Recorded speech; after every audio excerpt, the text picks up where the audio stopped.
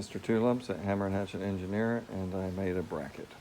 Basically, I used this flat bar and I bent it around this pipe for the MG.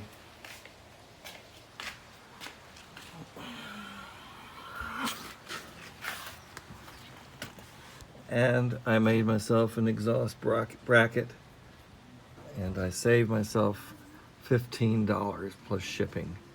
So it took me about 2 hours of fiddling with it. I'm not quite done, but I saved $15. So this is Hammer and Hatchet Engineering, over and out.